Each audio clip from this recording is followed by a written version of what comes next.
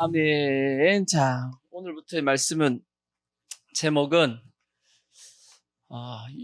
본 말씀 읽은 것처럼 요한계시록입니다. 요한계시록의 7교회에 대한 말씀을 나누겠습니다. 7교회. 오늘은 이제 서론에 대한 말씀을 서론입니다. 서론은 뭐냐면 전체적인 구도가 어떻게 돼 있다 하는 말씀을 드리겠는데, 먼저는 이것부터 한번 생각해 보자고요. 성공한 인생은 뭔가? 성공한 인생, 잘 사는 인생은 뭐냐? 잘 사는 거. 성공한 게 뭔가요? 잘 먹고 잘 살다가 부자로 살다가 건강하게 살다가 죽으면 성공한 인생인가요? 그런가요? 안 그런가요? 성경에 그렇게 살았던 사람이 한 사람이 있어. 근데 자, 역대상 29장 27절 보시면 다윗이 나옵니다. 다윗. 성경에 딱 한 사람 이런 말씀이 나온 게 있어. 이스라엘을 다스린 기간은 다윗입니다. 40년이라 헤브론에서 7년간 다스렸고 예루살렘에서 33년을 다스렸더라. 그가 나이가 많아 어떻게 하고요? 늙도록 부하고 존귀를 누리다가 죽음에 그의 아들 솔로몬이 대신하여 왕이 되었다. 그렇게 돼 있어요. 와, 늙도록 뭐하다고? 부하고 존귀를 누리다가 죽었다라고 돼 있어요.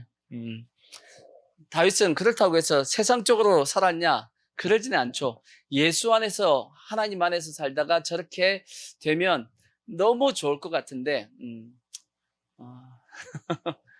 근데 일단 세상적으로 생각해 보면 성공했다, 성공한 인생이다, 돈 많이 벌고 그 다음에 건강하게 살다가 편안하게 죽으면 성공한 인생인가? 성공한 인생인가요? 성경은 그렇게 말씀하고 있지는 않습니다. 그렇게 말씀하고 있지 않아. 오히려 성경은 그렇게 말씀하고 있지 않고 평안하게 사는 것이 더 잘 사는 삶이라는 말씀은 있습니다. 그러니까 부하게 산다. 우리가 지금 말 잘못 쓰고 있는 것 중에 하나가 뭐냐면 잘 산다 그러면 잘 산다. 우리는 잘 산다 그러면 어떻게 느낌이 딱 들어와요? 부자로 사는 걸 잘 산다라고 생각하잖아. 근데 그거는 부자로 사는 거지 돈이 많다는 얘기지 잘 사는 것은 아니거든. 그죠? 부자로 사는 거지 잘 사는 건 아닙니다. 성경에는 뭐라고 말씀하고 있냐? 성경에 재밌는 말씀이 이런 말씀이 있어요. 자, 전도서 4장 6절을 한번 보시면, 전도서 4장 6절 보면 두 손에 뭐하고? 가득하고 수고하며 바람을 잡는 것보다 한 손에만 가득하고 뭐하는 것이 낫다? 평온함이 더 낫다. 성경은 오히려 평안한 마음 있죠. 평안한 마음. 이게 더 잘 살았다라고 얘기하는 경우가 훨씬 더 많습니다. 그래서 예수님께서도 그렇게 말씀했죠. 하나님의 나라는 여기 있다 저기 있다 그런 것이 아니고 어디 있다고요? 너희의 마음에 있다고. 우리의 마음 가운데 하나님 나라가 있고, 그래서 로마서에 보면 로마서 14장 17절을 보시면 그 마음 가운데 하나님의 나라는 먹는 것과 마시는 것이 아니요 오직 성령 안에 있는 의와 평강과 희락이라. 하나님의 나라가 딱 임하면 의가 임하고 평강이 임하고 희락이 임한다라고. 그래서 예수님께서 내가 너희에게 무엇을 끼치노니? 평안을 끼치노니 나에게 있는 평안을 너희에게 준다. 그렇게 예수님께서 말씀했잖아요. 그러니까 오히려 성경은 부자로 사는 것보다 평안하게 사는 것이 훨씬 낫다라고 하는 말씀이 많아요. 또 잠언서에도 보시면 잠언서 17장 1절도 보시면 이런 말씀이 있어요. 자, 잠언서 17장 1절 보시면 마른 떡 한 조각만 있고도, 떡이 어때요? 말랐어. 마른 떡이니까 마른 떡 한 조각 있다라는 것은 그만큼 가난하다는 얘기입니다. 근데 그럼에도 불구하고 뭐 하는 것이, 화목하는 것이 죄육이 뭐예요? 고기가 집에 가득하고도 다투는 것보다 뭐하다? 낫다. 성경이 그렇게 말씀하고 있어요. 또 전도서 5장 10절을 보시면 이런 말씀도 있습니다. 전도서 5장 10절 은을 사랑하는 자는 은으로 뭐 하지 못하고 만족하지 못하고. 그러니까 은은 옛날에는 돈이 은이었습니다. 지금의 돈하고 옛날에는 돈이 은이었기 때문에 은을 사랑하는 자는, 그러니까 돈을 사랑하는 자들은 돈으로 만족하지 못하고, 풍요를 사랑하는 자는 소득으로 만족하지 아니하나니 이것도 뭐하다? 헛되도다. 재산이 많아지면 뭐도 많아지고 먹는 자들도 많아지나니 그 소유주들은 눈으로 보는 것 외에 무엇이 유익하랴? 자, 이게 뭔 뜻이겠어요? 자기가 옛날에는 자기가 가진 돈이 눈으로 다 보였습니다. 지금은 눈으로 뭘로 봐요? 오늘 말씀으로 얘기하면 요즘은 소유주들이 눈으로 보는 것이 아니고 숫자에 불과해. 돈은 뭐에 불과하다? 숫자에 불과합니다. 무슨 숫자? 컴퓨터상에서 딱 뜨는 숫자에 불과합니다. 다 못 써, 그거. 이건희 회장이 죽을 때 다 싸가지고 왔어요? 다 남기고 왔고, 그거 다 국가에서 다 뭐 해갔어요, 거의? 다 지금 상속세로 다 지금 빼앗아 갔어, 지금. 그래서 이재용 같은 경우, 그리고 그 삼성가의 그 자녀들이 그 상속세 내려고 자기 주식도 내다 팔아야 되고, 그래서 지금 경영권을 뺏길 위기가 있어가지고 우리나라 상속세가 이게 잘못된 거란 말이에요. 이중과세인데, 그것 때문에 지금 예, 이재용이 어디 다니냐면 은행 다니면서 돈 꾸러 다니고 있다고. 그거 상속세 내려고. 그래서 저기 이건희 회장이 모아놨던 그 모두 예술품들 다 뭐예요? 지금 국가에다가 다 세금 냈잖아. 그래서 삼성 여기 뭘 만들어요 지금? 그 박물관 같이 이렇게 만듭니다. 이렇게 만들어 가지고 이제 공개한다고. 근데 결국은 그 모든 것들이 써보지도 못하고 다 뭐에 불과한 거예요? 숫자에 불과한 거야. 전도서에는 그것은 마치 뭐 한 것과 똑같다? 눈으로 보는 것 외에는 뭐가 없다? 유익함이 없다라고 얘기합니다. 근데 그 다음 말씀, 노동자는 먹는 것이 많든지 적든지 잠을 어떻게 자요? 달게 잡니다. 뭐 열심히 일했으니까 피곤하니까 그냥 누우면 잡니다. 그게 복이요. 누우면 자는 게 복이야. 근데 부자는 뭐 때문에? 그 부요함 때문에 잠을 못 자. 왜냐하면 그거 지켜야 되거든. 그 먹여 살리라 그러니까 생각하니까 잠도 못 자고 내가 해야 하래서. 그래서 큰 뭘 봤어요? 폐단되는 일이 있는 것을 보았나니 곧 소유주가 재물을 자기에게 뭐가 되도 자기에게 해롭게 할 만큼 그걸 소유하고 있는 겁니다. 그러니까 이재용 삼성그룹 회장도 해가 되어가지고 결국은 지금 깜빵도 갔다 오고 고생하잖아. 물론 다 맞는 말은 아니라 할지라도 우리가 너무 물질과 거기에 뭐 하면 안 되냐면 집착하지 말라는 겁니다. 오히려 뭐가 더 중요하냐면 성경은 뭐가 더 잘 살았다라고 말씀하냐면 평안입니다. 평안. 우리 10년 가운데 평안을 가지고 사는 것이 더 잘 살고 있는 거다라고 성경은 말씀하고 있어요. 그러니까 지금 여러분이 그래도 이 땅 가운데, 이 땅에서입니다. 이제 더 중요한 게 있으니까 이 땅 가운데 내가 잘 사냐 못 사냐는 여러분의 지금 마음 가운데 10년 가운데 그래도 평안이 있고 기쁨이 있는 삶을 살고 있으면 그나마 잘 살고 있는 거야. 근데 그게 아니고 늘 불안하고 두렵고 그렇게 계속 눌리고 있으면 여러분은 지금 현재 잘못 살고 있는 것이고, 또 세상의 어떤 욕심을 채우기 위해서 아둥바둥하는 그런 욕심의 마음이 사로잡혀 있으면 그것도 잘못 살고 있는 겁니다. 그러니까 우리가 잘 살아야 돼. 아멘. 그러니까 우리의 10년 가운데 누가 주신? 예수님이 주신, 내가 너에게 평안을 준다라고 말씀했으니까 예수님이 주신 평안이 우리의 10년 가운데 있어야 됩니다. 아멘. 자, 그러면 성경은 진짜 잘 사는 삶이 뭐라고 성경은 말씀하고 있냐? 성경은 하나님의 심판대에서 결정난다 그럽니다. 심판대. 그것은 잘 살았냐 못 살았냐는 어디서 결정난다? 하나님의 심판대에서 결정납니다. 그래서 하나님의 심판 앞에 딱 서가지고 언젠가 우리가 하나님 앞에 1대1로 만납니다. 누구를요? 하나님을 1대1로 만나. 여러분 무서워요? 좋아요? 무서워요? 하나님 무서워? 하나님이 무서워. 물론 무섭지. 근데 그날을 우리가 기대하며 살아야 돼. 하나님 앞에 1대1로 만날 때 물론 두려움도 있습니다. 나 같은 게 어떻게 하나님 앞에 혼나지는 않을까? 두려운 마음도 있죠. 그러니까 하나님을 만날 때 기쁘게 맞을 수 있도록 우리가 이 땅 가운데 살아가는 것이 그것이 뭐 하는 인생이냐면 잘 사는 인생입니다. 그때 주님이 만나가지고 하나님이 착하고 충성된 종이라고 칭찬해 주시고 상을 주시면 그러면 인생 성공한 거지. 그렇지 않나요? 그러니까 우리가 그것을 위해서 살아야 되는 것이고 그것을 요한계시록에는 뭐라고 말씀하고 있냐면 이기는 자라고 돼 있어. 뭐 하는 자? 이기는 자라고 돼 있어. 그러니까 우리는 반드시 어떤 사람이 돼야 되냐면 이기는 자가 돼야 됩니다. 이기는 자가 돼야 돼. 아멘. 그래서 요한계시록을 이제 7교회를 하는 이유는 뭐냐면 뭐가 되기 위해서 성경에 보면 7교회에 대해서 다 말씀합니다. 이기는 자가 돼야 된다. 아멘. 우리는 반드시 이기는 자가 되어서 세상에서도 뭐 하는 거냐면 결국은 성공한 인생이 돼야 됩니다. 꼭 이기는 자 돼야 돼요.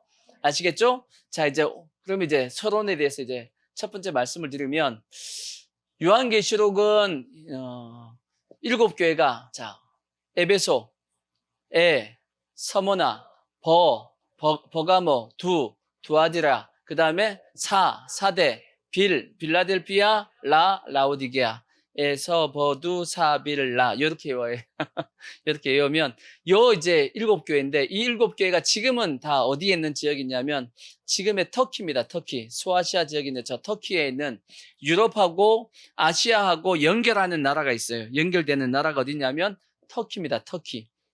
터키인데 그 지역에 있는 7교회가 이렇게 모여 있습니다. 이렇게 모여 있는 그 지역에 예수님께서 요한이라는 이 사도 요한이 밤모습에 가 있을 때 거기서 이제 보여주신 내용의 말씀이 그 내용이란 말이에요. 7교회에다가 요걸 기록해가지고 보내줘라 하고 말씀했습니다.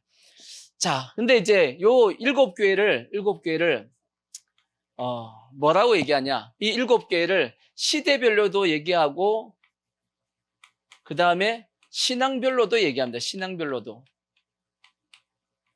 시대별로 얘기하면 뭐냐? 요한계시록의 에베소 교회부터 시작해가지고 마지막 라오디게아 교회까지가 다 시대별로 다 교회를 얘기하는 거다라고 이제 설명하시는 분들도 있어요. 뭐 틀린 얘기 아닙니다. 그렇다면 지금 이 시대는 어떤 교회에 속해 있어요? 라오디게아 교회에 속해 있어. 지금의 전 세계 교회는 주님이 오시기 전에 전 세계 교회는 어떤 교회의 모습을 하고 있을 거다? 라오디게아 교회의 모습을 하고 있을 거다. 그럼 라오디게아 교회가 좋은 교회예요? 문제가 있는 교회예요? 가장 책망이 심했던 교회가 라오디게아 교회입니다. 부자입니다. 라오디게아 교회는 부자였고 부족한 것이 없다라고 생각했어요. 근데 주님이 보시기에는 가련하고 눈멀고 벌거벗었고 근데도 불구하고 자기 자신들은 잘하고 있다고 생각하는데 주님이 보시기에는 완전 개판이 교회가 라오디게아 교회였다고. 그러면 지금 현재 마지막 때 교회의 모습이 라오디게아 교회의 모습을 하고 있으면 지금 현재 이 교회가 이런 개판된 모습이 아닌가. 그렇죠? 지금 교회들이 다 부자다라고 생각하지만 영적으로 보면 너무나도 지금 현재 어두운 시기란 말이에요. 마치 태양이 뜨기 전에 가장 어두운 시기가 언제냐면 새벽 미명이 가장 어둡잖아요. 새벽에 태양이 뜨기 전에가 가장 어둡다라고 얘기하듯이 지금 주님이 오시기 이제 바로 직전에 지금 우리가 살고 있는데 지금 이 시대가 가장 영적으로는 어두울 수 있는 겁니다. 어두울 수 있는 거예요. 그러니까 그만큼 핍박도 심해질 겁니다. 지금은 별로 핍박이 안 심하지만 이제 조금 있으면 핍박이 심해지는 시대가 올 겁니다. 뭐 성경엔 요한계시록에 나중에 뭐가 나와요? 666 표가 나오고 그러한 어떤 전무후무한 핍박의 시대. 그래서 예수님께서 이제 요한계시록에 보면 뭐라고 말씀했냐면 또 마태복음에 예수님께서 뭐라고 말씀했냐? 주님께서 그날을 감하지 않으면 구원받을 자가 없다 그랬어요. 살아남을 자가 없다 할 정도로 주님께서 그날을 뭐 해주겠다? 감해주겠다라고 말씀할 정도로 전무후무한 핍박이 있을 거라고 말씀합니다. 물론 우리는 거기에 속하면 안 돼요. 우리는 그 전에 다 뭐 해야 되냐면 올라가세 해가지고 올라가야 돼. 올라가야 돼. 들림받아서 올라가야 돼. 그런 시대가 오는 것이고 핍박뿐 아니라 정반대로 전무후무한 유혹의 시대가 올 겁니다. 예수 믿을 수 없을 정도의 유혹이 이 세상 가운데 가득하게 될 겁니다. 지금 우리가 지금 살고 있는 그 시대가 그 시대로 지금 현재 들어가고 있는 거예요. 지금 들어가고 있어. 전 세계 지금 엄청나게 지금 발전되고 있는 이 과학 기술과 그 다음에 인간의 이 기술들이 엄청나게 인간을 쾌락과 이 향락 가운데 빠뜨릴 겁니다. 지금 전 세계에서 이제 지금 우리가 지금 핸드폰 쓰고 있잖아요. 여러분 핸드폰이 지금 옛날에는 2G가 뭐예요? 전화 받고 문자만 쓸 수 있는 게 2G였어. 3G가 뭐였냐면 이렇게 이제 스마트폰이 나올 때 그땐 3G였습니다. 3G. 이제 스마트폰 이제 모양을 갖춘 게 그게 3G였고 지금 우리가 쓰고 있는 게 뭐예요? 이제 4G 쓰고 있고 지금 5G 이제 그 사이에 지금 있잖아요. 근데 그 다음 세대를 뭐라 그래요? 메타버스입니다. 메타버스. 그 다음 세대가 이제 메타버스의 세대가 와요. 이때는 우리가 보통 얘기하듯이 이렇게 뒤집어 쓰면 이 세상인지 저 세상인지 몰라 이제 그런 시대에 이제 들어가게 되고 우리가 상상만 하고 있던 것들이 눈앞에서 이루어지는 시대가 이루어집니다. 이렇게. 옛날에는 그냥 상상이었어. 근데 그게 마치 현실인 것처럼 이렇게 느껴지고 얼마 전에 그런 것도 있었잖아요. 어떤 자녀가 죽었는데 그 자녀를 이제 만들어가지고 홀로그램 이제 만들어가지고 동영상 만들어가지고 딱 끼웠더니 그 아이가 뭐 한 것처럼 살아난 것처럼 느끼게 만들어주고 그렇게 했던 뉴스도 있었습니다. 그 부모의 입장에서는 어떻게 했어요? 그런 걸 보면 미치지. 마치 그 아이가 살아있는 것처럼 같이 얘기도 하고 왜 다 얘기도 가능하냐면 그 아이에 대한 입력을 다 하고 그 아이에 대한 어떤 그런 것의 말과 음성과 그런 걸 다 입력해가지고 다 그걸 만들어낼 수 있다고. 그러니까 마치 그걸 뒤집어 쓰면 그 아이가 살아있는 것처럼 느껴지거든. 같이 느낌도 같이 가질 수 있게끔 만들어주고 뭐 하여튼 지금 시대가 그런 시대라고 하기 때문에 예수님 믿기가 쉽지 않은 시대로 이제 들어설 겁니다. 마귀는 왜 그러겠어요, 그걸? 마귀가 그런 이유는 어떻게든지 마귀의 목적은 딱 한 가지입니다. 예수님께서 뭐라 그랬어요? 도적이 오는 것은 도둑질하고 죽이고 멸망시키려는 것 뿐이요 그랬어. 그러니까 우리를 다 영적으로 죽여놓으려고 마귀는 이 세상을 화려하고 멋지게 다 만들어 놓고 거기에 푹 빠져 살다가 어디 가게끔. 그러니까 이 땅에서 마음껏 즐기라는 거예요. 이 땅에서 마음껏 너희가 하고 싶은 거 하고 살라는 거지. 그 대신 죽으면 어디 가겠다? 지옥으로 데려가겠다는 것이 마귀의 작전입니다. 그러니까 핍박도 하고 유혹도 하고 해가지고 그런 시대에 살고 있단 말이에요. 그러니까 라오디게아 교회가 그런 시대에 있던 교회라고 생각한다라면 그렇죠. 다 누리고 있으니까 마치 잘하는 것처럼 보일지 모르겠지만 주님 앞에 와서는 가장 큰 책망을 받는 그런 교회가 될 수 있다는 거지. 근데 그거는 개인적으로도 마찬가지입니다. 그러면 어떻게 해야 되냐? 어떻게 해야 되는 건 이제 말씀을 통해서 우리가 배워가면서 이렇게 해서 결국은 어떤 사람이 돼야 된다? 이기는 자가 돼야 된다고. 이기는 자가 되어서 참 재밌는 것은 감사한 것은 이 7교회 주님께서 마지막에 이제 약속을 하시잖아요. 너희가 이기면 어떻게 해주겠다라는 약속이 있는데 그 약속 중에서 가장 큰 약속을 어떤 교회가 받냐면 어떤 교회가 받을 것 같아요? 가장 큰 주님 앞에 이런 약속이 있는데 가장 큰 약속이 어느 교회에게 주신 약속일까? 어느 교회에게 주는 약속이 가장 클 것 같아요?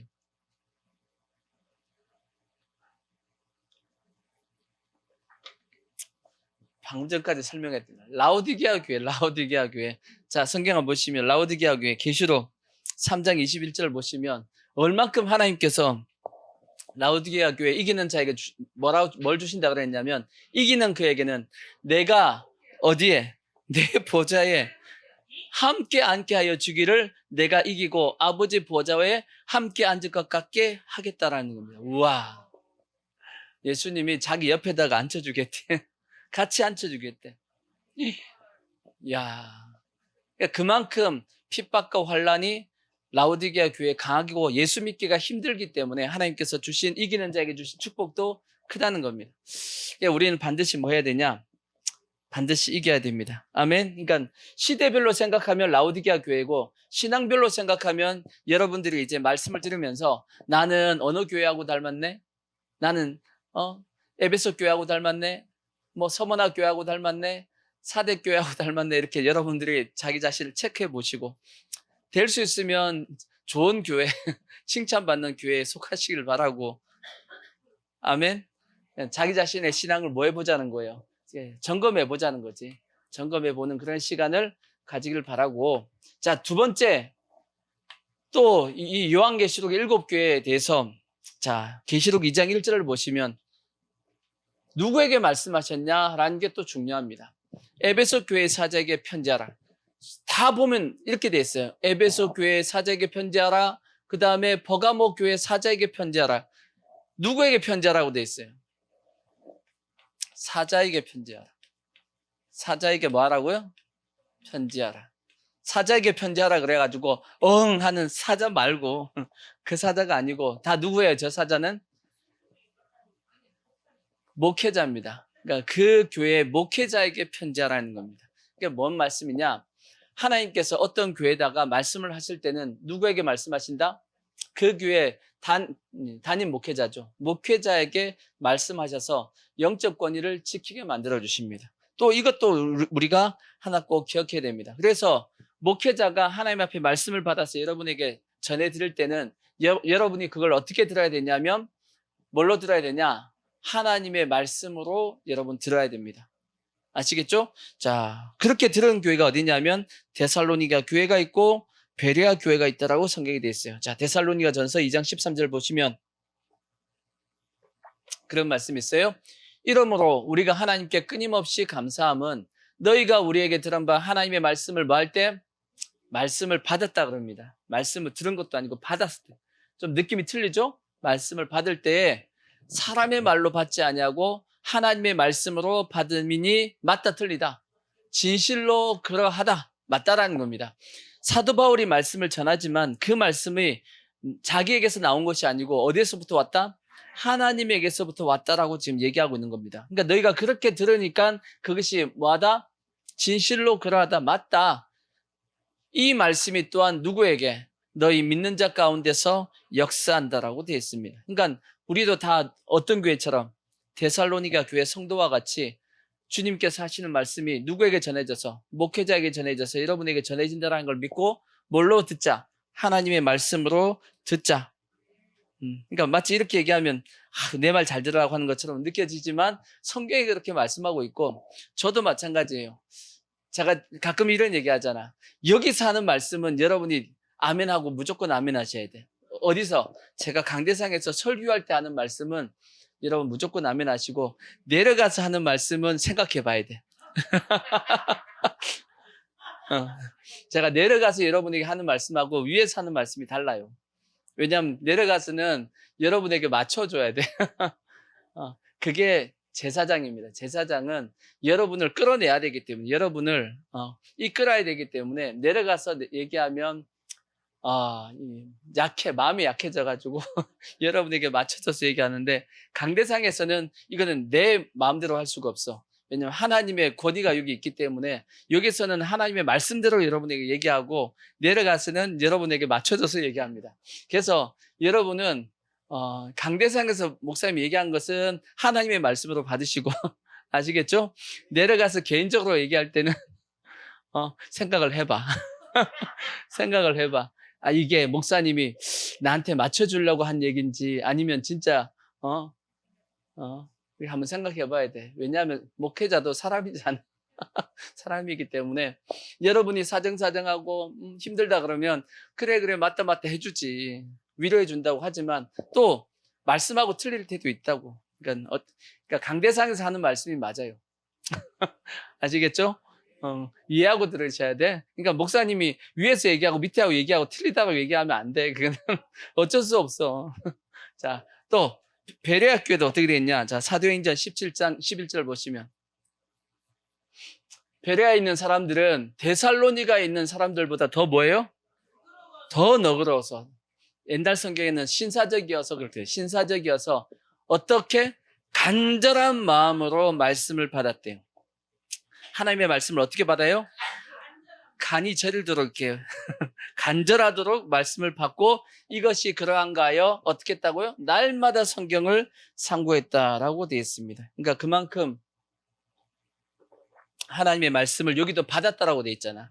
말씀을 받았다라고 하는 어떤 자세를 취하고 있는 겁니다. 그러니까 우리도 그러한 어떤 말씀에 대한 자세를 그렇게 가지고 있어야 됩니다. 그래서 목사님이 이렇게 설교를 할 때 그 말씀에 대해서 여러분이 그렇게 들으려고 예를 써야 됩니다. 이게 이제 영적 권위를 지키는 건데 성경에 보면 이러한 권위를 잘 지킨 사람이 우리가 권위를 잘 지킨 사람 그러면 다윗이 참 대표적입니다. 다윗이 사울 왕의 권위만 지켜준 게 아니에요. 다윗이 사울 왕의 권위만 지켜준 것이 아니고 다윗은 다윗이 직분이 뭔가요? 왕이잖아, 왕이죠? 그럼 다윗은 선지자인가요, 아닌가요? 다윗은 선지자예요, 아니에요?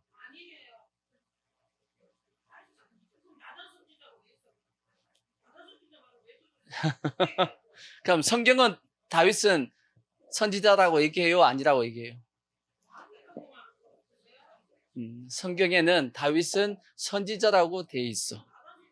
자 보시면 자 사도행전을 보시면 2장 29절 보시면 이런 말씀이 있어요. 형제들아 내가 조상 다윗에 대하여 담대히 말할 수 있노니 다윗이 죽어 장사되어 그 묘가 오늘까지 우리 중에 있도다. 그는 뭐라? 선지자라. 다윗도 하나님 앞에 선지자입니다. 하나님의 말씀을 받았어요.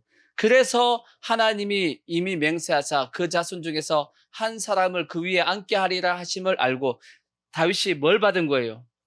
예수님에 대한 말씀을 받은 거야. 너의 자손을 통해서 누가 나신다? 메시아가 나신다는 말씀을 미리 다 뭐 한 거예요? 받은 거예요. 받았어. 그러니까 미리 뭐 한 거로? 미리 봤다라는 거야. 다윗이 미리 봤습니다. 예수님을 미리 본 거예요. 본 거로 그리스도의 무엇을?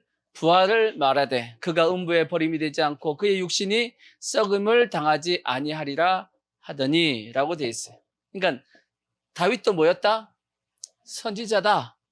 그러니까 다윗이 선지자, 자기도 선지자란 말이야. 그러면 다윗이 어느 날 이제 이런 적이 있었잖아. 자기는 백향목궁에 거하는데 하나님의 성전은 어디 있어요? 장막에 있단 말이야. 장막에 있으니까 너무 하나님 앞에 죄송한 마음이 있어가지고 나단 선지자를 찾죠. 나단 선지자가 왔을 때 물어봅니다. 이런 마음이 드는데 하나님의 성전을 지으면 어떨까요? 그랬더니 나단 선지자가 들어보니까 좋아요, 나빠요? 너무 좋지. 그러니까 나단 선지자가 거기서 뭐라고 얘기해요? 좋다고. 성전을 지으라고 그렇게 얘기했단 말이에요. 그러니까 나단 선지자하고 이제 다윗하고 헤어져가지고 나단 선지자가 자기 집에서 저녁에 이제 자는데 하나님이 나타나셨어요. 나단 선지자예요. 다윗에게 성전을 지으라고 얘기하지 말라.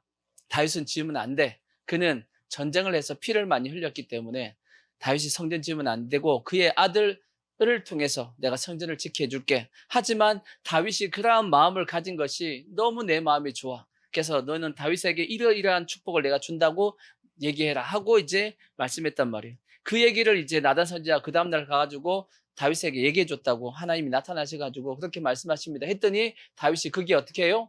아멘 하고 이제 하나님 앞에 가가지고 막 기도합니다. 뭐라고 기도하냐면 하나님 내가 뭐가 잘났다고 이렇게 축복하십니까? 막 그렇게 기도해. 그죠? 이거. 그런 이제 말씀이 있는데 항상 다윗은 자기도 선지자였지만 하나님이 정식으로 세운 선지자들에 대해서 그 권위를 뭐 해줬냐면 인정하는 어떤 모습을 가졌단 말이에요. 그러니까 다윗이 또 중간에 죄를 지어야 안 지어요. 바세바 지었을 때도 누가 찾아와요? 나단 선지자가 와가지고 막 책망하니까 다윗이 그 앞에서 거꾸로 져가지고 회개하잖아. 그러니까 다윗이 항상 이러한 어떤 권위를 지켰으니까 아까 우리가 봤던 것처럼 다윗이 어떻게 살다가 부하고 존귀하게 살다가 평안하게 죽었어.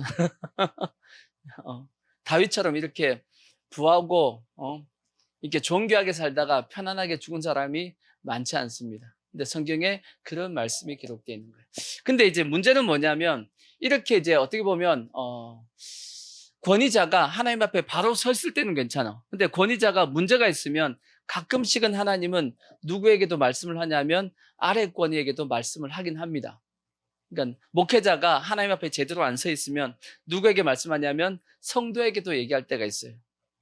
있어요. 성경에 보면. 그 대표적인 얘기가 누구냐면 사무엘입니다. 사무엘 시대에 원래 대제사장은 누구예요? 엘리 제사장이었어요. 엘리 제사장이 있었는데 성경에 보면 엘리 제사장 시대에는 이상이 많이 보이지 않았다고 그랬어요. 그러니까 하나님과 이 엘리와의 관계가 좋지 않았던 겁니다. 그러니까 하나님이 누굴 찾아와요? 도저히 내가 엘리하고는 얘기를 못 하겠어. 쟤는 말을 안 들어먹어. 그러니까 누굴 찾아와? 사무엘을 찾아와가지고 말씀을 했다라고 성경에 돼 있잖아. 또 성경에 보면 더 심한 게 하나가 있죠. 발람 선지자와 낙입니다. 발람이 말을 안 들으니까 하나님께서 누구의 입을 열어가지고 나귀의 입을 열어가지고 발람을 책망했단 말이에요. 왜 그러면 하나님께서 이 엘리 제사장과 이 발람에게 말씀하지 않고 아래 권위한테 얘기했을까? 사무엘에게 또 나귀에게 얘기했을까? 이유가 뭘까요? 하나님보다 더 사랑하거나 귀하게 여기는 것이 있으면 얘기 안 합니다. 하나님. 엘리 제사장은 하나님보다 누굴 더 귀하게 여겼어요? 자기 자식들 홈리와 비나스를 성경에 보면 엘리는 나보다 자기 자식들을 더 중하게 여긴다 하고 하나님께서 말씀한 부분이 있어. 그러니까 얘기할 수 없었고, 발람은 하나님보다 뭘 더 사랑했어요? 돈을 더 돈을 더 사랑했어. 그래서 하나님께서 도저히 안 돼가지고 누구의 입을 열어가지고 나귀의 입을 열어가지고 발람을 책망했던 겁니다. 오늘날도 마찬가지예요. 목회자가 세상에서 하나님보다 더 사랑하는 것이 있어가지고 그걸 쫓아가면 하나님이 말씀하셔도 못 깨달아요. 못 깨달아 목회자가. 그럴 때는 하나님이 어쩔 수 없어서 누구에게 나타나요? 성도에게 말씀하실 수가 있어요. 그러면 여러분들이 어떻게 해야 돼? 저를 찾아와가지고 막 삿대질하면서 책망하면 안 돼. 기도하고 조심스럽게 얘기해야 돼. 왜냐? 이건 권위이기 때문에 성경에 미리암처럼 이 미리암이 모세가 이제 이방 여인을 취한 것 때문에 막 책망했잖아요. 그때 제가 저번에도 권위에 대해서 영적 권위에 대해서 말씀할 때 이런 말씀을 했잖아.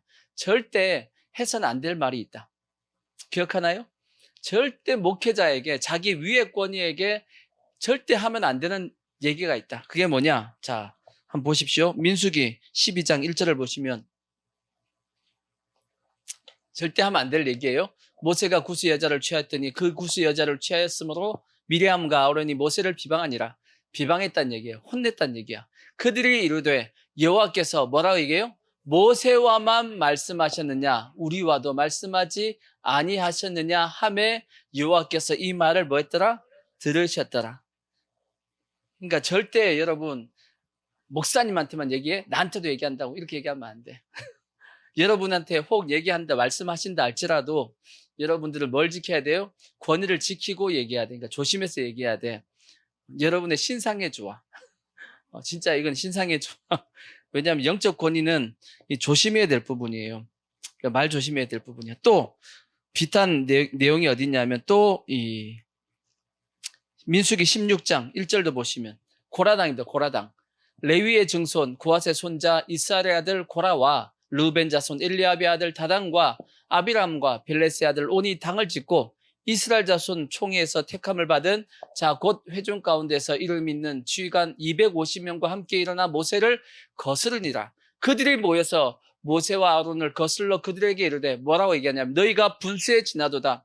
회중이 다 각각 뭐하고 거룩하고 여호와께서도 그들 중에 계시거늘 너희가 어찌하여 여호와의 총회 위에 스스로 높이느냐. 모세, 아론 너희들만 거룩한 것이 아니고 누구도 우리도 거룩하다라고 얘기한 거예요. 이게 조심해야 돼. 물론 맞아요. 틀린 얘기는 아니라 할지라도 그러기 때문에 나도 내가 너한테 뭐라고 할 수 있다라고 하는 이러한 자세가 하나님 앞에 책망을 듣는 겁니다. 그러니까 혹시 목회자가 잘못했을 때는 여러분이 기도하시고 조심히 얘기하셔야 돼. 아시겠죠? 예를 지켜갖고 조심히 얘기해야 돼. 절대 비판을 한다든지 비방을 한다든지 해가지고 혹시 하나님께서 책망하지 않게끔. 아시겠죠? 그러니까 정반대로 얘기하면 목회자는 그러니까 성도에게 하나님께서 그런 성도에게 책망을 듣지 않게끔 목회자도 조심해야지. 그래서 성경에 야고보서 3장 1절을 보십시오. 그래서 성경에 이런 말씀도 있어. 야고보서 3장 1절을 보시면 내 형제들아 너희는 선생된 우리가 뭘 받는다고요? 더 큰 심판을 받을 줄 알고 선생이 많이 되지 말라. 그렇게 돼 있어. 선생된 목회자된 오늘날 목회자들이 뭘 받는다고요? 더 큰 심판을 받을 수 있기 때문에 조심하라는 얘기입니다. 그러니까 그만큼 앞에 있는 목회자는 책임이 더 크다라고 말씀하고 있기 때문에 아시겠죠? 근데 일단은 하나님께서 요한계시록도 보면 누구에게 말씀을 하셨어요? 사자에게, 목회자에게 하나님께서 그 교회 목회자에게 말씀을 하셨다. 그러니까 여러분이 그래서 하나님께서 여러분에게 직통 잘 안 합니다. 그러니까 직통 계시 받았다라고 자꾸 그러시면 안 되고 직통 계시 받았으면 저한테 얘기하셔야 돼. 아시겠죠? 얘기하시고 그것이 제대로 받은 건지 안 받은지 제가 분별하게끔 해야 돼. 내가 받은 거하고 맞는지 확인을 하고 그게 맞다 그러면 하면 되고 저하고 틀리면 일단 스탑 기다려봐. 그거는 잠잠하고 있어. 아시겠죠? 그래서 질서를 지켜야 돼요. 안 그러면 교회를 난장판 만들어버려. 한국 교회가 지금 현재 은사운동이 다 죽은 이유가 뭐냐면 목회자가 은사가 없는데 성도에게 은사가 있단 말이에요. 그러면 하나님께서 성도에게 말씀을 줬어. 그러면 그 성도가 권위를 지켜가지고 조심했어야 되는데 이 성도가 은사 받았다 그래갖고 온 교회를 휘저어버려. 그럼 교회가 어떻게 돼요? 난장판이 돼버려. 그래서 은사 운동을 해가지고 은사 때문에 교회가 이게 문제가 생긴 교회가 상당히 많단 말이에요. 그러니까 목회자들이 아예 그냥 은사자들을 다 죽여버려. 그냥 은사 못 받게 은사 받으면 확 더 죽여가지고 은사 활동을 못 하게끔 막아버리고 한국 교회가 그렇게 됐단 말이에요. 그러니까 그것도 잘못된 거지만 은사 받은 자들이 사고를 치니까 그렇지. 그건 둘 다 조심해야 돼. 목회자들도 성도들이 은사를 받게끔 마음껏 열어줘야 되고, 아멘.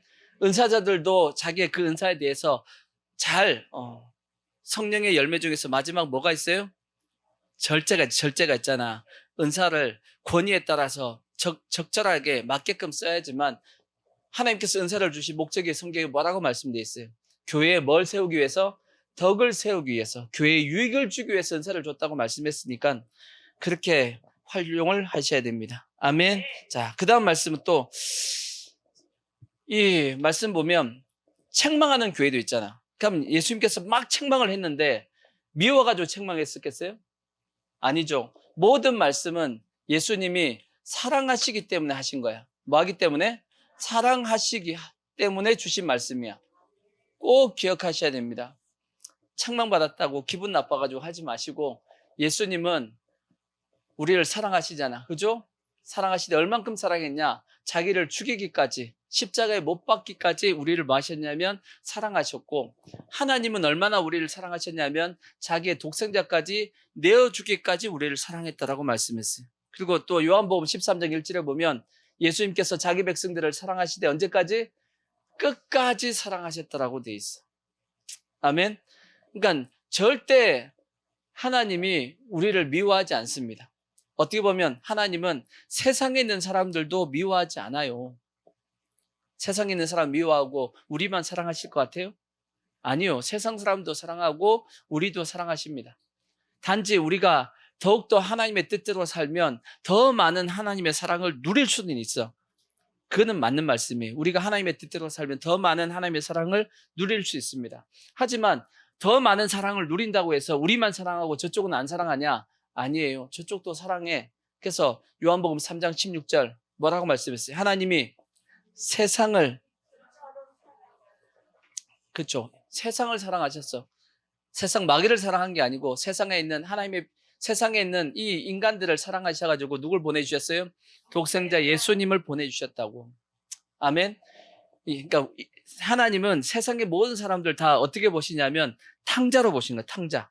쉽게 얘기하면 탕자로 보는 거예요. 원래 탕자는 누구예요? 아버지의 아들이었는데 이놈이 철이 안 들어가지고 다 어디로 갔어요? 세상으로 아버지를 떠난 거야.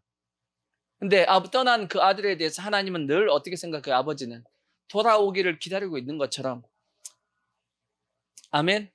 원래 인간은 하나님이 어떻게 지었어요? 하나님의 형상과 하나님의 모양으로 지었다고, 아담을. 왜 하나님의 형상과 모양으로 지었냐? 자기 새끼이기 때문이에요. 뭐다?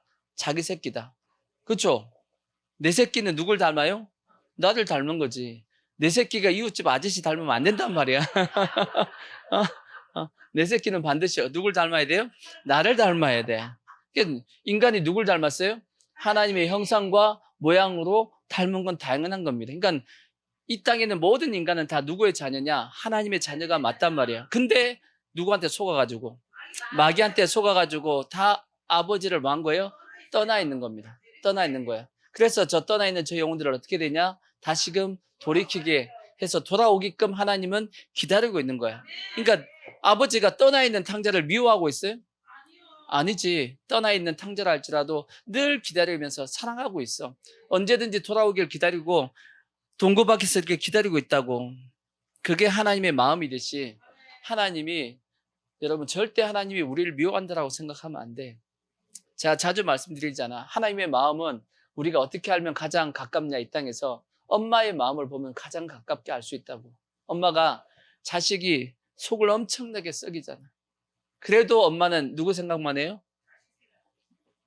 자식을 생각을 한다고. 아무리 자식이 속을 썩여도 자식을 미워할 수가 없어. 엄마는 무조건 자식을 뭐 할 수밖에 없냐면 사랑할 수밖에 없습니다. 그렇게 하나님께서 엄마의 마음에다가 부어줬어, 그 마음을. 그러듯이 그 마음이 누구의 마음하고 비슷하게 생겼냐면 하나님의 마음하고 비슷하게 생깁니다. 성경에 보면 근데 그 엄마의 마음보다도 하나님의 마음이 더 뭐하다라고요? 더 강하다라고 말씀하고 있어요. 이사야서에 보면 여인이 자기가 낳은 아들을 혹 뭐할지라도 버릴지라도 나는 너희를 버리지 않겠다, 잊어버리지 않겠다고 말씀했어요. 아니, 여인이 버리지 않죠. 가끔씩 있잖아. 가끔씩 있지만 그런다 할지라도 하나님은 뭐 하지 않겠다? 잊어버리지 않고 버리지 않겠다라고 말씀하고, 내가 너희를 어디에 새겼다? 손바닥에다 새겼다라고 말씀하고 있잖아. 아멘. 그러니까 하나님이 절대 우리를 미워하는 마음이 있어요, 없어요? 없어요. 그러니까 다 사랑하기 때문에 주시는 말씀이다라고 우리가 뭐 해야 되냐면 받아야 돼요. 아멘. 꼭 그렇게 받기를 바라고. 자, 요한계시록 7교회 동일하게 주시는 말씀이 순서가 있어요. 순서가. 말씀을 주시는 순서가 있죠. 첫 번째 뭘로 주시냐? 제일 처음에는 예수님의 소개. 예수님의 자기소개예요. 나는 이렇다라고 소개하는 말씀이 다 공통적으로 있고, 두 번째는 칭찬이 있어요. 칭찬이 있고, 세 번째는 책망이 있어요. 근데 어떤 교회는 칭찬은 있는데 책망 없는 교회도 있고, 그 교회가 어디죠? 서모나와 빌라델피아는 칭찬은 있는데 책망이 없어. 반대로 칭찬은 없고 책망만 있는 교회가 두 교회가 있었죠. 사대 교회와 그 다음에 라오디게아 교회가 책망만 있는 교회입니다. 네 번째는 회개의 촉구.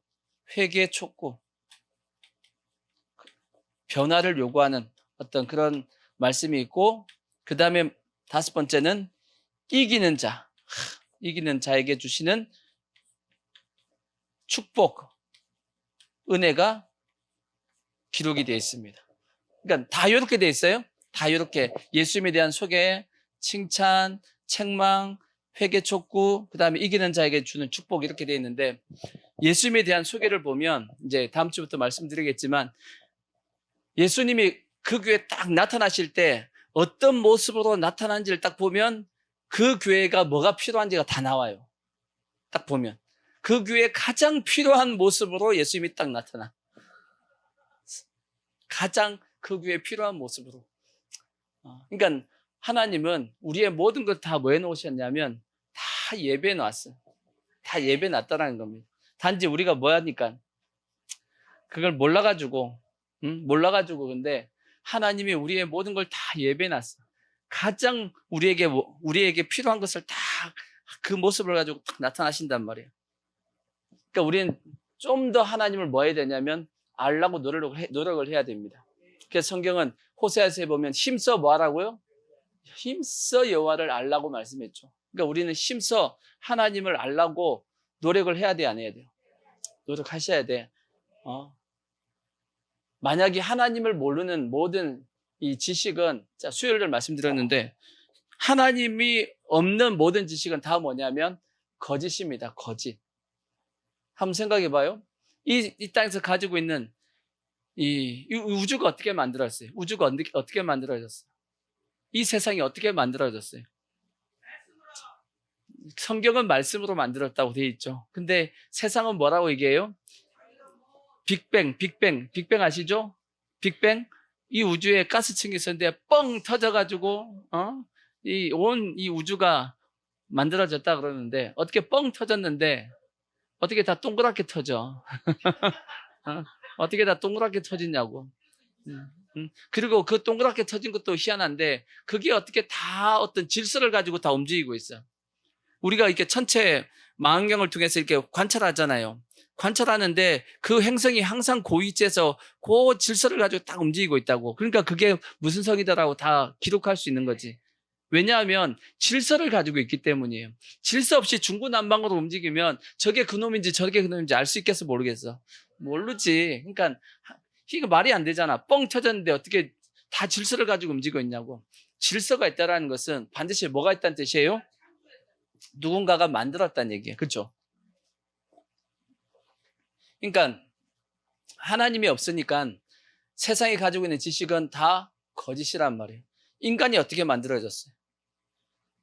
근데 인간이 저기 단세포, 그것이 다세포, 뭐 아메바가 시작해가지고 뭐 단세포, 다세포, 그게 나중에 발전해서 원숭이까지 가가지고 원숭이가 더 발전해가지고 인간이 되었더라고. 뭐 중간에 이상한 인간들 해가지고 마지막에 말도 안 되는. 그러니까 세상에서는 우리의 조상이 인간이라고 그러잖아. 우리 조상이 저기 원숭이라고 그러잖아. 그죠? 그러니까 하나님이 없이 가지고 있는 모든 지식은 그래서 다 뭐라고요? 그러니까 한마디로 한 단어는 뻥이요. 한 단어로 얘기하면 뻥입니다. 하나님 없는 모든 지식은 다 뻥이다. 그러니까 하나님을 알고 있으면 모든 지식이 명확해집니다. 이 세상도 어떻게 만들어졌는지, 인간도 어떻게 만들어졌는지, 인간이 어떻게 살아야 되는지. 하나님을 모르니까 지들 그냥 이 땅에서 잘 먹고 잘 살려고 그냥 저렇게 살아가지만, 하나님을 알면 우리는 어떻게 살아야 되는지가 명확해 안 해요. 명확하단 말이야. 우리의 최종 목적지는 어디냐면 심판 때 저 천국입니다. 저 천국에 가기 위해서 우리가 살아가는 명확한 목표가 있잖아. 하나님이 없으면 목표가 없어. 그러니까 힘들고 어려우니까 다 싫어하고 자살하고 죽잖아. 왜 그러냐면 하나님을 몰라서 그런 거지. 죽음 이후에 또 뭐가 있다라는 걸, 천국과 지옥이 있다라는 걸 하나님을 모르면 알아요, 몰라요? 모르잖아. 저 이슬람 애들 보세요. 테러하는 애들 보면 걔들은 어떻게 배웠어요? 테러해가지고 사람들 많이 죽이면 천국 가서 누구하고 산다고요? 몇십 명의 여인들하고 같이 산다고? 그래서 애들이 그냥 자살해 죽잖아, 테러하면서. 그러니까 하나님을 모르고 하는 모든 짓은 다 거짓에 속는 거라고. 불쌍한 거지. 그러니까 우리는 반드시 하나님에 대한 지식을 정확하게 가지고 있어야 됩니다. 그래서 성경은 하나님을 경외하는 것이 뭐라? 지혜의 근본이다 라고 얘기합니다. 하나님을 기준해서 모든 걸 생각해야 돼. 아닌 모든 건 다 뭐다? 거짓이다. 아멘. 그래서 우리는 반드시 예수 그리스도에 대한, 하나님에 대한 지식을 더 많이 가지고 계시고 더 명확하게 가지고 계셔야 돼. 예수님은 길이고 진리고 생명입니다. 그래서 그렇게 하나님에 대한 지식을 가지기 위해서 뭘 더 열심히 봐야겠어요? 그렇죠. 성경이죠. 성경은 누굴 소개하기 위해서? 예수님에 대한 말씀이더라고. 예수님께서, 자, 요한복음에 보시면 요한복음 5장 39절 보시면, 난 내 얘기다라고 얘기했어. 너희가 성경에서 영생을 얻는 줄 생각하고 성경을 연구하거니와 이 성경이 곧 누구에 대해서? 나에 대해서 얘기한 거다. 그러니까 우리가 더욱더 예수님을 알기 위해서 성경 열심히 보시고 가까이 하시기를 부탁의 말씀을 드리겠습니다. 자, 그 다음에 칭찬도 하신다고, 칭찬. 우리 반드시 칭찬 들어야 됩니다. 아멘. 어떻게 하면 칭찬 듣냐? 어떻게 하면 칭찬 듣냐? 이제 그거는 이제 또 앞으로 계속 말씀을 하고 있는데, 일단은 우리가 달란트의 비유나 이렇게 문화의 비유가 나오죠. 마태복음에 보면 달란트 비유가 나오고, 누가복음에 보면 문화의 비유가 나옵니다. 아시죠? 근데 비유가 비슷한 것 같아도 약간 틀려요. 비슷한 것 같아도 약간 틀리다고. 달란트 비유는 5달란트, 2달란트, 1달란트 줬잖아. 근데 문화의 비유는 모든 10사람에게 다 똑같이 한 문화씩을 나눠줬습니다. 그죠? 이건 뭐냐? 하나님께서 우리에게 성경 보면 재능대로 5달란트, 2달란트, 1달란트 줬다라고 돼 있어요. 그러니까 우리가 재능을 많이 가지면 하나님께서 많은 은혜를 베푼 사람에게는 많은 걸 요구한다고 돼 있어요. 많이 맡은 자에게는 뭐 할 것이다? 많이 요구할 것이요 라고 돼 있어. 그러니까 여러분이 많이 받았다고 해서 좋은 거 아니야. 왜? 많이 요구해. 근데 나중에 보면 5달란트 받은 사람이나 2달란트 받은 사람이 배를 이제 가지고 오잖아요. 장사하고 왔는데 그들에게 주어진 상은 어때요? 똑같았어. 하나님 똑같이 줬습니다. 똑같이 줬다고. 근데 10사람에게 한 문화씩 준 것은 또 어떤 사람은 10문화를 남겼고 5문화를 남겼고 그대로 숨기고 온 사람 보면 성경이 뭐라고 말씀하냐면 10문화 받은 사람, 10문화를 남겨온 사람에 대해서는 10꼴의 권세를 줬어. 그는 상이 달라요. 상이 달라. 그 왜 그러냐? 이것은 똑같이 받았다 할지라도 많이 일한 사람에게 더 많이 주겠다는 뜻이야, 상을. 그러니까 성경의 원리는 간단합니다. 심은 대로 거두고 심은 만큼 거둡니다. 아멘. 근데 정반대로 책망받은 사람도 있죠. 버림받은 사람이 있었죠. 그 사람들을 왜 버림을 당했을까? 달란트 비유하고 그 문화에 비유해서 버림을 받은 사람의 특징은 뭐냐? 달란트 비유해서 버림받은 사람은 왜 나한테는 적게 줘? 이렇게 해서 버림받은 거야. 그러니까 왜 나한테는 적게 줘? 하고 주인을 어떻게 봐요? 안 좋은 분으로 봤어. 둘 다 공통점이야. 주인을 안 좋은 사람으로 생각하니까 일 안 하겠다라는 거지. 10문화 똑같습니다. 10문화. 이 한 문화씩 받은 사람들도 중에서 장사 안 하고 땅에 묻어둔 사람이 있잖아요. 그 사람도 주인을 어떻게 봐요? 당신은 엄한 사람이다. 당신은 엄한 사람이라 하면서 땅에 묻어두었다고. 그 사람은 그럼 왜 묻어뒀냐? 이렇게 생각하면 돼요. 아니, 주인이 멀리 떠났으면 이제 우리는 주인이 없으니까 좀 어떻게 해요? 이제 좀 편하게 살 수 있잖아. 안 그런가요? 우리 직장 다닐 때도 직장 상사하고 같이 있다가 직장 상사가 외근 나가버리면 어때요? 마음이 편안해지잖아. 그래, 안 그래? 그러듯이, 그러니까 이렇게 있다가 제가 나가면 여러분이 마음이 편해지잖아요. 이렇게. 그러듯이, 직장 상사가 있으면 일단 내가 풀어진다고. 없으면 마음이 이제 편안해지는 것처럼 똑같이, 아니, 멀리 갔으면 좀 쉬게 놔두지. 꼭 뭘 줘가지고 일 시킨다고. 한 문화씩 안 주고 갔으면 그 종들이 어떻게 살았겠어요? 편하게 살았겠지. 근데 한 문화씩 준 것 때문에 뭐 해야 돼? 장사해야 되잖아. 그래요, 안 그래요? 얼마나 귀찮어. 그러니까 투덜투덜하고 아이 주인은 마음에 안 든다라고 했겠지. 그러니까 장사 안 하고 놔뒀던 겁니다. 근데 한번 생각해봐요. 주인의 입장에서는 왜 주고 갔어? 장사라고 주고 갔어요? 주인이 맡기고 간 이유는 그거 가지고 너가 열심히 해서 너 가져가라고 준 거야. 축복해 주려고 준 거야. 축복해 주려고. 그래서 10문화를 가져온 사람에게 뭘 줘요? 10꼴의 권세를 가지라 그러고 5꼴의 권세를 가지라 그러고. 그죠? 축복 주기 위해서 맡긴 거야. 마찬가지로 오늘날 하나님께서 우리에게 어떤 직분을 맡긴 것은 뭐 하려고? 우리 축복 주려고. 아멘? 맡긴 건데 우리가 그걸 귀찮아하면 돼, 안 돼? 귀찮아하고. 근데 적은 직분이라 할지라도 우리가 그에 대해서 충성을 다하고 열심을 다하면 하나님께서 반드시 성경에 뭐라고 말씀했냐? 적은 소자에게 냉수 한 그릇 대접한 것도 주님께서 멀리 잃지 않겠다? 상을 잃어버리지 않겠다라고 말씀했어요. 그러니까 우리가 주를 위해서 조금이라도 뭘 한 것은 하나님은 다 칭찬해 주시고 상을 주신다고. 결코 잃어버리지 않겠다라고 예수님께서 그렇게 말씀했어요. 반드시 상 줍니다. 그러니까 여러분 이 땅에서 뭐가 지혜로운 삶이냐?